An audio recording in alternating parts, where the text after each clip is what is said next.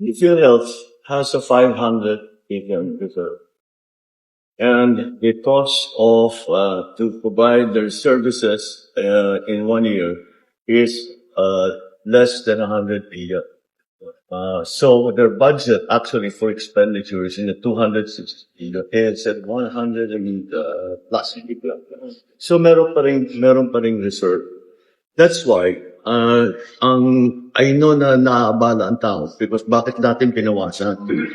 Dahil ang katotohanan dyan ay kung tignan ninyo, kaya binawi ng Department of Finance yung ilang reserve na naman din na naiwan dahil hindi nagamit yun ng ilang taon. In other words, the PhilHealth has sufficient budget to do all of the things that they want to do. So let's go back the last 2 years. Kung titignan ninyo, ang services na binibigay, ang mga treatment na pinabayaran ngayon ng PhilHealth ay nag-expand na gusto. We are taking care of many more conditions, many more. We have more dialysis patients. We are attending to more people. That's from the budget of 2023 and 2024. So patuloy, pataas na pataas. Pati yung pagpayad.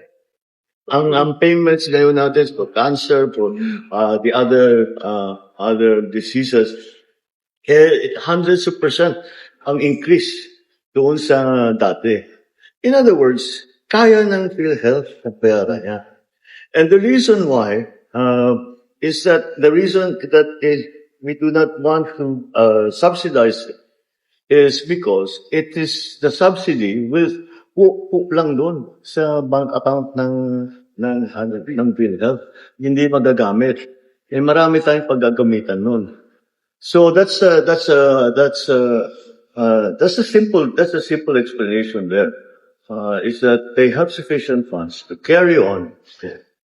Because ang problema sa PhilHealth, ang problema ngayon sa PhilHealth, hindi tungkol sa pagbigay ng serbisyo, hindi sa pagbigay ng insurance cover. Hindi yan ang problema na kulang sila sa budget kaya hindi sila nakakapag-alaga ng tao. Kulang sila sa budget kaya maliit ang bayan. Hindi yan ang problema. Ang problema, kung titignan ninyo, you look at the reports that are happening, sa dami ng bagong services ng PhilHealth, sa dami ng mga bagong payment na binibigay ng PhilHealth, nababara ang sistema. You can see there are in the provinces, merong mga tao nag-aantay buong araw yung pilit 200 tao. Nag-aantay, magka-claim sila. Hindi naman mahirap. Pero that's what's happened in PhilHealth. Yun ang problema sa PhilHealth. The problem is the processing capacity.